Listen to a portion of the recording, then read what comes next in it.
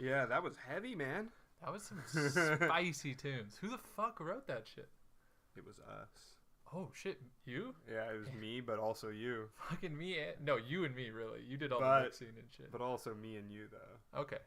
Fair enough. Anyways, finally, welcome back. We've been fucking living under a rock again for at least 2 reasons this time. But, one of them is actually a decent reason, which is that we were writing that badass track you just heard. Yeah, we went into deep hibernation mode to embark on a musical journey. We had to find ourselves, okay? We toiled over that song. That 30 just seconds. For you listeners. That 30 seconds was the fruit of 300 hours of labor. So when you come into the room and you hear that song, you get excited and you're like, "Man, this podcast is gonna be great." And then it was 10 hours for every second of music that you hear. Anyways, so yeah, we had a lot of fun writing that. We have a backtrack too that is still mixing, from what I understand. But so we'll get a nice way to play you out as well. So obviously we're excited to be here. We're excited to talk about Wizard of Legend, a cool newish game. It was new when we bought it. It has been a couple months now, but we've both finally beaten the game. We just beat it together, like a couple of badasses. My first time in co-op mode. It was our first time playing it together, and we beat it together. No big deal. Because we're good at video games. No big deal. So if you haven't ever checked out Wizard of Legend, this is what it looks like. It's fucking crispy, and crispy is, I think, a really apt description. And you can honestly, when I watched the trailer for this game, that's mostly what sold me on it. Is you can see just smooth movement, consistent engagement, just a really nice flow of gameplay here. Yeah, and it's like, to go back to the movement, like you are able to cancel out of a lot of attacks that you get yourself into and stuff, which obviously, like, the more deliberate committal style of gameplay like has its place in games like Monster Hunter and Dark Souls a little bit, but this is meant to be fast, very smooth hack and slash. And that's not to say it's action easy game. just because you can cancel shit. Like, you still are working your ass off, and you sort of have, if you aren't canceling shit, like, you're probably losing a lot of the time. It's also a roguelike, so each time you play, the dungeon layout is different, and so you have to apply those quick reflexes and fast gameplay, on the fly to different dungeons, different configurations of enemies and stuff. Very engaging. And it's like a learning experience, because every time you get further, every time you get exposed to new enemies, different bosses, things like that, and you're also unlocking different abilities. You can use different relics, which I think are a pretty common concept in roguelikes, where it's just essentially like passive modifiers that you sort of hold on to. So you can spec out like a very small amount. You can spec out like magic from the start and then one relic. And then as you play every time, you can pick up like that run only magics and relics. Yeah. So then what you really have to do is, as you go through, there's 3 worlds. Each world has a boss. Each world has 2 floors. As you encounter shops throughout the game and things like that, you have to kind of build a unique build each run, working with what is available to you. Yeah, so if you've played other roguelikes, you're probably sort of familiar with that concept, where some let you lay down no foundation. This game lets you lay down some foundation, and then like it sort of gives you like pick a door options where you have to just kind of play with what you're given, which is really interesting, and I think in a lot of ways works out well for this. Now, I will say the luster of this game did sort of start to wear on me the longer I played it. In the very beginning, clearing all the rooms was super fun. I think, like, in Worlds 1 and 2 especially, the enemy, like, behavior is crystal clear. Mm-hmm. If there's an archer enemy, it leaves, like, a red line that gets more and more opaque until they fire that arrow. So you have, like, an exact idea of, here's a red line, don't stand in the red line. Like, get out of the way of that. There's enemies that jump, they'll leave, like, a red circle. In that regard, there's really great, like, signaling. Some enemies will kind of, before, like, they're about to slash you, they sort of draw their weapon back real quick, and you can see that. So it's really clear. Like, you always get an opportunity to react if you're paying attention. And really important for me is, like, a lot of the times I was, like, exclaiming out loud because I would encounter an enemy, And within like the first fractions of seconds, I had like at least a basic idea of how to interact with them. Like the first time you see the red line from the archer, it's like, don't be in the red. Like that's not, I didn't need it to pause and give me a tutorial or any shit like that. Sure. Like, and so I just really appreciated that because it just like the movement is fluid. The enemies are like natural, you know, I'm not like having to look out for some so it's really easy to just, thing. to just pick it up and get started without much instruction as far as like the action oriented parts of this game, which I think is the weird thing about this game. And is that it starts out so user friendly and you just sort of get in there, you learn how to move around and do attacks, and then it's all pretty straightforward. But what isn't straightforward is I think sort of like the larger picture of the game and like how to succeed on a like micro level from floor to floor and run to run, because like you can see here, if you're watching the video version, you like stop at shops where they'll sell you other magics that you can add to your kit for that run. And those are like, you know, offensive abilities, which is great, but you don't know what that new magic or that new relic or that new item you picked up does until you buy it. And then once you've bought it, if you encounter it again, it's essentially on you to remember that what it does. Yeah, and there's a lot. Yeah, there's quite a few different relics and quite a few different arcana you can buy, which is what they call like magic spells. And like I said earlier, like really at the core of this game is adapting to the options that you will find on a given run. So you know, it's partly up to your luck and your performance on that run, but also you're just gonna see certain items in the shop and it's random. So the fact that you can't tell what those items do by just like reading a simple description is pretty annoying. And when I first started playing, I was like, I really want to play through this game without using a guide. So I actually did that for quite a while, and I just felt kind of lost. You know, I once I hit a certain point where I had played it so much, and I was kind of just experimenting, I was like, you know, I just kind of feel lost doing this. And once I started playing with a guide, it was actually way more fun. But then I just had my phone, and I just had to be like, every time I went to the shop, just be like looking at this like guide I found online on like what do all the relics do and stuff. That's kind of annoying. And I think the biggest like issue I take with that is that like it would not be like once you buy the item, it tells you the description. Like, it could just tell you the description before you buy it.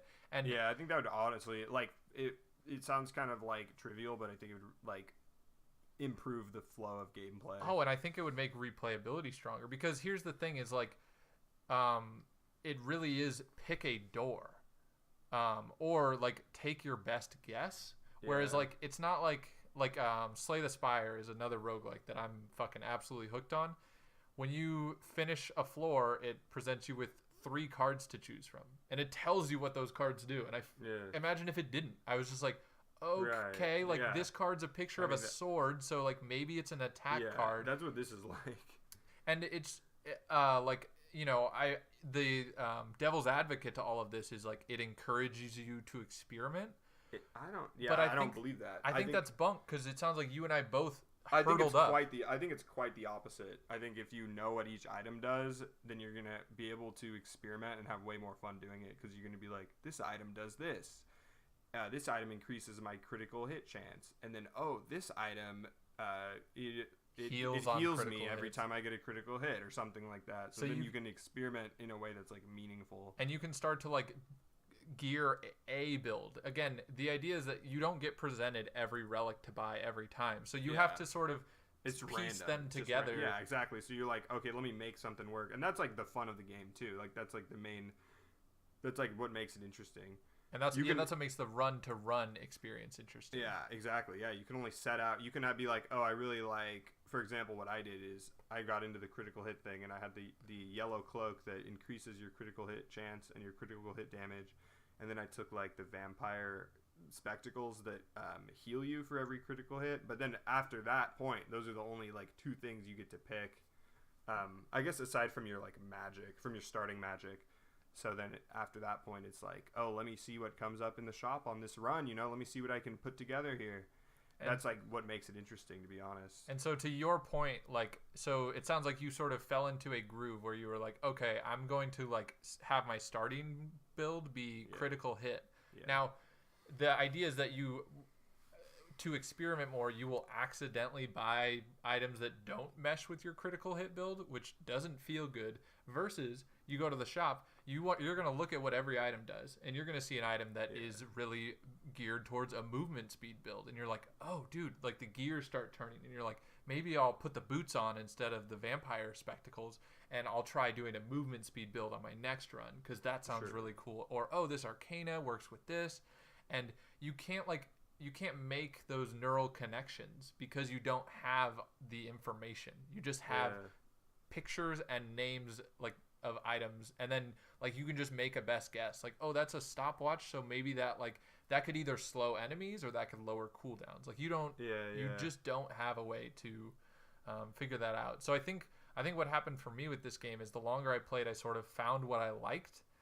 Yeah. And I would just sort of like stubbornly buy relics occasionally, and usually be disappointed because it wasn't what I expected it to be, or I mixed it up and thought this one was that one. Okay. And that just doesn't feel good because it's like, here I am, 30, 40 minutes into a run that I really want to beat and I've invested a lot of time into. And like, because I didn't memorize the relics, like, because it's not like I don't have a memory. Like, I'm going to be able to remember at some point. Some of them. I mean, there's a lot. Whereas if you just get your phone out, like you were saying, right, and you just look it up, it's like, oh, now I can like actually put together a cohesive plan. Yeah, exactly. I guess my main advice, I actually like this game a lot and played it for like 30 hours or some crazy amount because I kind of suck at it, but I beat it in 12. Just saying. Just saying. Okay, must be nice. But tweet at us, tell us how much better than you are than us. Yeah, specifically me. But I guess my main advice is like, oh, play this game because it's hella fun. Honestly, like it's super engaging and super like, it's great if you love action and you love like dexterous gameplay. It just feels good. Yeah. On like a basic core level, it feels really good. If you're into like just action games in general, like, and just and dexterity. So we're being critical, I think, of like some system level. Use a guide if you want to really strategize. You kind of need a separate guide outside the game. And here's a great example of like a few other games that work really well with like are amazing games, but are totally different with and without a guide. Minecraft is a super obvious example. If you don't know how to craft stuff, like it's just not the same. It's like, oh, like I want to build a bed. I know you can build a bed. Do I just sit here like guessing on the crafting table for 4 years, or do I just go online and see how to build a bed? Right. And but I feel like they'd actually, for Minecraft, that's like the correct route because of just like the sheer level of freedom you have. In this game, you're looking at 4 items at a time. Like they should definitely. So you think they should exclude crafting recipes? I guess that guide could exist in like, because when you play Minecraft, you just look at the wiki, right? Yeah. That could exist in the game. That's what I'm saying. But I would be really annoyed if the game was full of like tutorials on how to make a bed or something. Definitely. But if you just had some and again, I don't think either of us have played Minecraft in like at least a year or so. So yeah, totally. There might be this resource now that we're just ignoring, but for us, that was a good example. Like when we played that a lot. It was like we always had the guide up, and it was natural in like the internet. Yeah, but like you think about it, and it's like, couldn't this all just be in the game? Yeah, I guess so. Is my experience better for it not being in the game? Yeah, yeah. No, it totally just could be. Yeah. So if they did it in the right like format. Yeah. Definitely. And again, in a game like that, like is it more creative to have you not know how to make a bed, or is it more creative for you to know how to make a bed and be like, I'm gonna make a fucking pyramid out of bed? That's cool. Like, I don't think that anybody's favorite part of that was like messing around in the crafting window to like figure out how to make a bed or something. Yeah, no way. And I think a more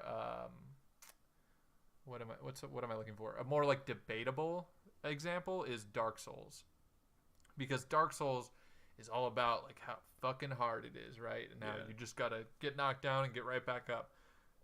I've beaten Dark Souls. You've beaten Demon Souls. Yeah. That's the one I played. Okay, that's all we've played. So, but both of us used to live together, and we had a housemate, Teo. Shoutouts. Shouts to Teo. So Teo is a bit of a Souls fiend, like a lot of people. He's played out there every Souls. Yep. And so there was one point in the year where I'm playing Dark Souls. I started just banging my head against the desk, and I'm just like, I just don't get what's happening. Like I don't feel like I'm learning anymore because I'm like not aware of like what systems are interacting with what is going to denote like a stagger on an enemy versus them just ignoring, like what are these parry windows and stuff. And so at some point Teo comes and he sits down with me and he's like, look, Hayden, I got you covered. Here's some stuff. And one thing I didn't know was that wearing too heavy of armor slows down your roll. I was just this number's higher. So I'm just like lumbering around. And I picked like the ranger class. And the first thing he tells me is like, oh yeah, like bow and arrow isn't a real way to play this game. And I was like, why did it offer to be like, yeah, you can be the crossbow guy? And I mean, I'm sure they didn't design it that way, but then the meta emerges of like, oh, crossbow's not like viable. Well, the game just doesn't support it. Like you can't fight the bosses like that. It just doesn't work. Sure, okay. That's really just on them.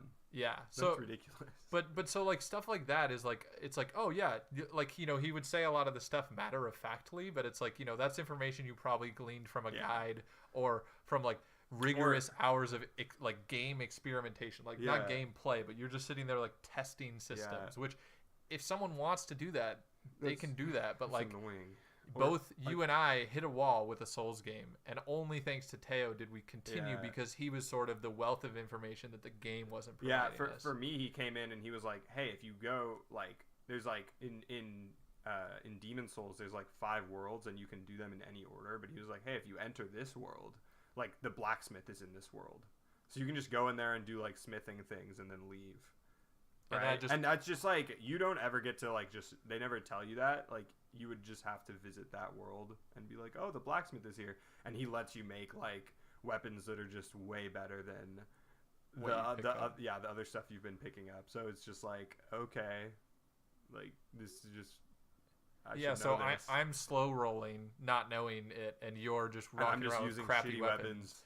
Like, because the game was, like, too hardcore for us. Like, we had to figure that out on our own. Which, again, like, I get that game's rooted in, like, being really hard. But I don't think that... I don't think those elements of it are, like, feel rewardingly difficult. They're just like, why didn't you tell me about this? Why isn't the blacksmith guy just in the hub world? I mean, I don't know. We both beat the games, and I think we both adored the difficulty in a lot of ways. Like, it was hard, but when you finally beat that boss or... figured out your play style or your weapon, it felt good. Like, it was like, I'm the master of the two-handed sword now, or like I'm a parry king, I use magic, whatever it is. Like that all feels good, but the art of just like navigating through a swamp of like having no information is just like, it doesn't feel like anything. It's just like you're just trudging around like not knowing where to go. So, but I mean, that's really, I don't know. I think that's my like main complaint about this game. I think other than that, I really like it. Yeah. So the only other thing that sort of I started to feel as I played more, and again, this is I think a debatable thing, but just I think worth bringing up in general is like being a roguelike. It's essentially like you have this health pool, and obviously you can like purchase, and there's certain ways to regain health along the way, but it is like, for the most part, a non-replenishable resource, and so you have to be very careful with that. And the best way to do that is to play very defensively. And you can get away with it if you do a lot of kiting and you pick the right abilities. So like you can like put enemies in stun at a distance. You can basically just wait for them to take actions. So even though like the mechanics of the game afford really fast-paced like hype battles and stuff, then it at the same time rewards you for being super conservative and like methodical, which kind of just like feels like you really have to exploit at a certain point. Like you go to a place, you see enemies around the corner, you say, all right, I'm gonna like convince them to come over here, but in the meantime I'm like charging my best ability, and like they just are gonna use their AI, which just tells them to walk around the corner to do that. And so it's just like if you go in there, like there's one ability that lets you hit faster, and I thought that felt really cool. And it was like, okay, find your stun, go in, get your opening. and I would do that, and then like the opening would end abruptly, or like the enemy wouldn't get staggered when I thought they would, like they did in the worlds before. And like little did I know, while I was wailing on them, they were actually wailing on me. And like when there's a sea of numbers and effects from all the magic, like you're just like, oh crap, like they did 200 damage to me when I thought like they were just in stun. By the time you get to World 3, you get really, really punished for playing aggressively. So yeah, it's just kind of unfortunate. And I think the biggest thing that comes out of that, or that like made that apparent to me, was this idea that there's a magic ability called an agent, which if you're watching video again, it's on screen right now. It's that little water orb that follows you around. So that water orb has health, and it just basically, you spawn it, then you never have to worry about it again. It's just going to attack enemies for you. Yeah. And while it's doing that, it has a health bar, and enemies will want to attack it. So it also is drawing aggro for you. Yeah. But it's essentially like this brainless second piece where... So, yeah, once you... Right, and it's just something that you spawn, and then it will go after enemies, even if they haven't, like, necessarily seen you yet. Yeah, there's not really a situation where it's like better to save the agent versus not. Yeah. Like it's just like, oh, get into a fight, like spawn the agent. Just use it as often as possible, always. And it will happenstantially create good scenarios. Like it will stun guys who are about to hit you. It will aggro people who were about to hit you. So it feels a little bit brain dead, but it's, I don't know. Like I enjoyed using it because it let me like win the game, but yeah, it feels a little brain dead. Like when I got to World 3, I was really like, I was low on health, and I had actually like picked up a couple agents, and I was kind of like, I had 2, and so I was peeking around corners and like spawning both of them, and then they would go and like for the most part kill the enemies, or at least distract the enemies, so that I could go in, and not even take damage, and like just get some critical hits and get some health and stuff. Right. So it was a little, which I don't know. There was still an element of strategy to it, but it felt a little bit like, oh, I'm cheating or something. Yeah. And it was super defensive. Like I was just hiding around corners, and then if they came near me, like I would run away until my agents were ready again, because I was so low on health. I was like, that was the only way to do it. If I just don't do anything risky, like I can just win. So there's, even though this is the most difficult world. Yeah. So there's three worlds, each with a final boss, and then a final boss. The first time I got an agent, I beat the game. I had never beaten the third boss before. I beat the third boss, no problem. I beat the final boss, no problem. Yeah. Just because this agent is around and these bosses shield themselves and then like let themselves open for a weak spot. You don't even have to be there to hit it because your agent's just sitting there plucking away on him. So like it's just like, oh, it got the weak spot. I'll just jump over there, unload my combo. You don't have to throw a spear at just the right spot to tag him down or anything. Like it just takes that like element out of it. So again, I think like there's a possibility, and I would say there's a really high possibility that there exists like a series of relics and arcana you can take that actually like work really well with an aggressive build, where like if you're getting in close, getting those melee crits, you're going to be regenerating health. And so it's sort of like a vampiric thing. I kind of went like, for that. It's like get hit more, but I kind of went for that. Heal more kind of thing.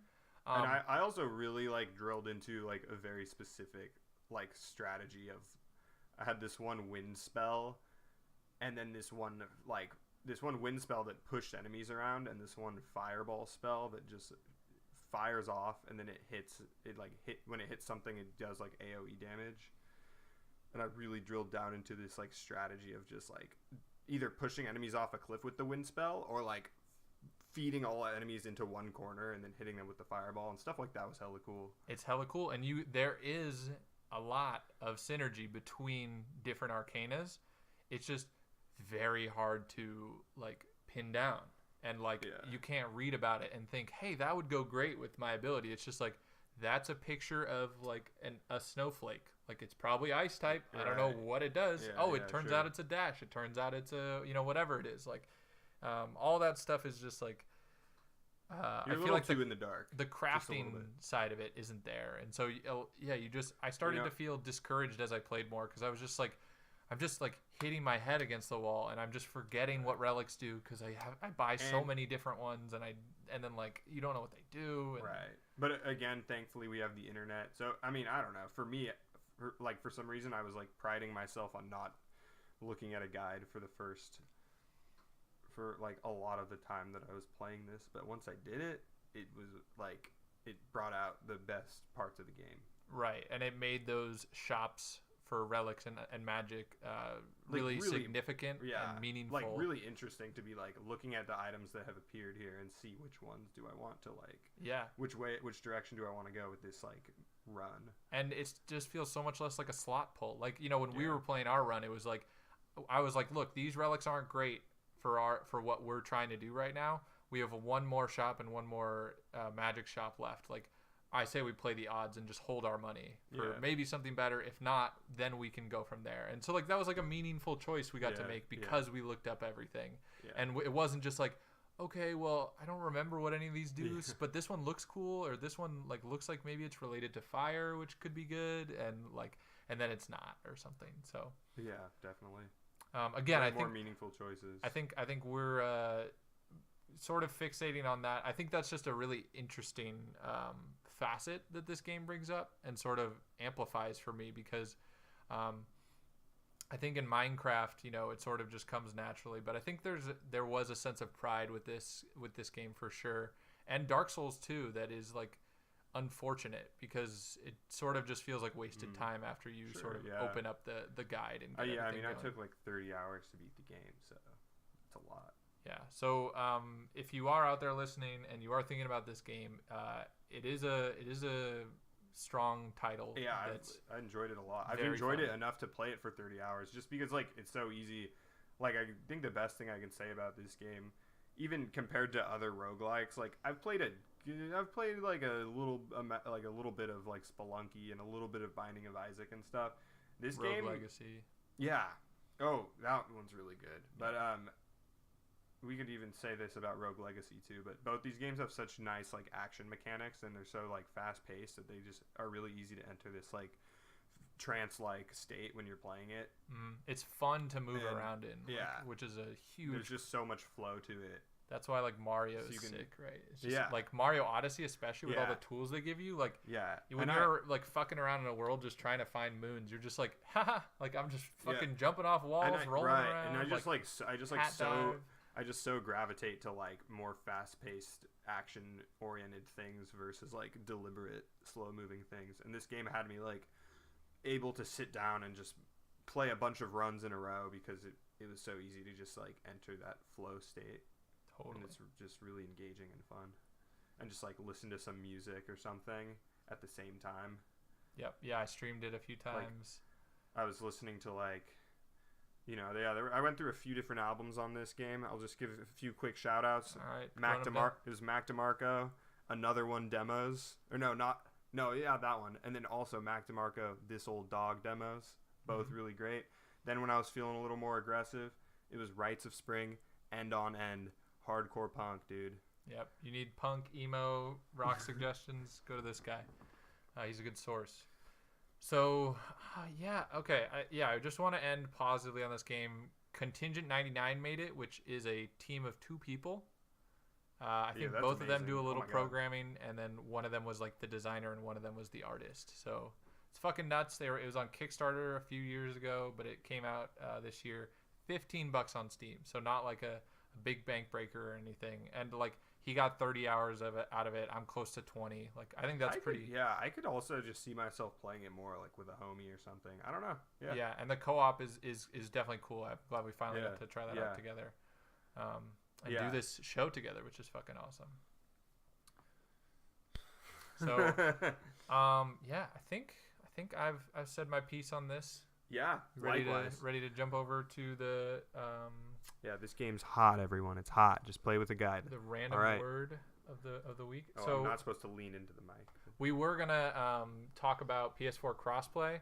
I think we can touch on that real quick. That was gonna be our news topic, but this episode got delayed a few times. So essentially, PS4 is the only one still bowing out of the like opt-in to crossplay thing. You know, it accidentally happened with Fortnite. Oh, yeah, I think it accidentally happened with Rocket League. Dude. Minecraft just did a commercial with Switch and Xbox being like, play together, survive together. Like, huge jab at Sony being like, pick your ass up, let's all like do crossplay. It'll be sick. Which I think from Sony, and then they were just like, nah. So yeah, Sony has okay. So they gave a statement, and it was like, we're gonna we'll think about it, but not really. And then they were like, okay, we're gonna actually look into addressing this, because the whole deal was Fortnite came out on Switch, and if you had logged in with your Fortnite account on a PS4, you could not. There was no possible way to use that account on your Switch. All your cosmetics, all your unlocks cannot be used. You have to make a new account. Right. No one knew that. They just want to play Fortnite with their cool ass, skins on their Switch. And who's to blame is Sony. Like, Nintendo was like, yeah, we were on board.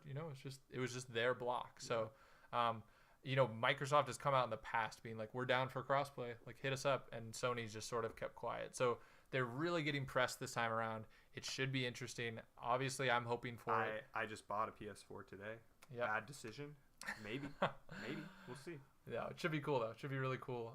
So hopefully that turns into something. Hopefully that's the kick in the ass and the PR sort of scandal that needed to happen to bring everyone together. Which hopefully really cool. Public shaming will coerce them into changing their ways. That reminds me of when the PS3 came out and they had the what are those controllers called for the PS3? The 6-axis, and they were like, oh, it has motion controls, and people were like, where did Rumble go? And they were like, you can't do Rumble and motion controls. And then the Wii came out, and they were like, we did that. And then Sony was like, oh, okay, well, here's the DualShock 3 that has both. and I mean, Microsoft smacked people around too, and saw a big outbreak when they were like, this is an always online console, so you can't play any games if your console isn't online and you're connected. What was that? The Xbox One was originally supposed to be like, you could only access your games. I didn't even know that, or maybe I did. Online. Maybe I knew it back then, but that's ridiculous. And people hit them with a huge fuck that. Yeah, I kind of do remember this. Yeah, so they would have just sold 0 consoles. Right. So they got hit really hard, and you know what they did alternatively is they have mounted a huge effort to backwards compatibility. They're going through and cataloging out 360 original. We can call it original Xbox because Xbox One is now the third console. Anyways, that's so weird. So they were like, look guys, it's not always online, and we're gonna let you play fucking Conker's Live and Reloaded on your Xbox One. So it's honestly, if you ask me, it's cool to see Sony get a little flack just because it helps breed the friendly competition again, which I think is just a good thing. Sony's been on the up and Xbox has been on the down for a good while now. So getting that competition stirring again just means better stuff for us consumers. So. And ideally, meaning we can all play games together. That's capitalism. Baby. We can all play Fortnite, and then I can just blame my loss on that I was playing on my Switch controller, and it's not as tactile. That is the whole end game here. Okay, so I said we weren't going to talk about PS4 crossplay. I lied. And then we literally talked about the entire topic. We were. All right, but now it's games by association, my friends. We look at a random word. We get a random word from a random word generator, and then we say, okay, what game did we think of? And then we talk about that game. What's that word? Fucking graduate. I said graduate. I was going to say graduate, which makes me think of a little game called Wizard of Legend. Because at the end...